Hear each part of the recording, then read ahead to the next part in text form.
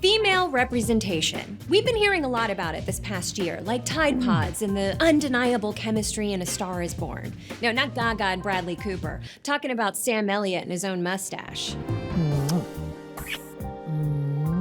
Where were we? But why is female representation in America important? This is Desi Lydic Womansplains. Now, the reason we've been hearing so much about female representation is the 2018 midterms. A record number of women won seats in Congress, which is great.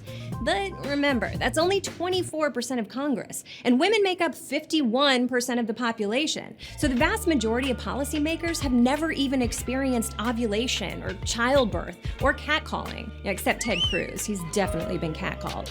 Except it's usually people shouting, "Smile less."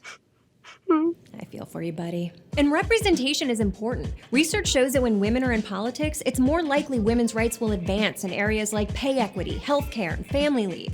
Those are like the Hemsworth brothers of policy. Plus, women are better at getting stuff done for everyone because we tend to be more bipartisan. Even I was bipartisan for a brief time in college. Me and my roommate, Abby. Sometimes I wonder which way she went.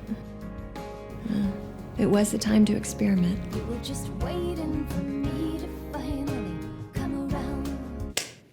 But to understand why we're only at 24% representation, we need to take a look back at our history. When America was founded, all of our leaders were men. The signing of the Declaration of Independence was a serious sausage fest, which, by the way, is why we eat so many hot dogs on the 4th of July.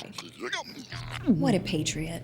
The first step in female representation was fighting for the right to vote, which began in 1848 at the first Women's Rights Convention.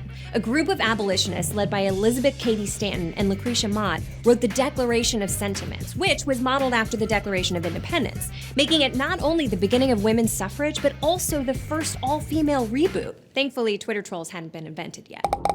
And those women didn't just talk about representation, they fought to make it happen. In 1872, Susan B. Anthony was arrested and tried for even attempting to vote. Susan B. was the Cardi B of her time. You couldn't fuck with her even if you wanted to. And their struggle ultimately paid off. In 1920, America ratified the 19th Amendment, granting women the right to vote, which meant it was time to party! Except it was prohibition, so we couldn't properly celebrate for another 13 years. The entire 20th century was full of firsts for women in government. The first female representative and senator, the first major party presidential candidate, the first black woman in Congress, the first lady space princess, and the first female vice presidential candidate. We were proving that women belong in powerful jobs, and also bullshit ceremonial jobs like vice president. Then, after the 1992 election, the number of women in Congress jumped all the way up to 54 in what became known as the Year of the Woman. Though for me, 1992 was the year of the hammer pant. I think I pulled it off. Since then, we've broken even more barriers, including the first woman Speaker of the House and first woman to be a major party's nominee for president. I forget how that election ended. Let's just move on. And even after all the progress we've made, the US is still only ranked 79th in female representation out of 193 countries, which, coincidentally, is the same ranking I had at my high school dive meet. Still stings. But organizations like Emily's List and She Should Run are working to fix that by encouraging women to enter political races. Visit supermajority.com/cc to join the movement for gender equity.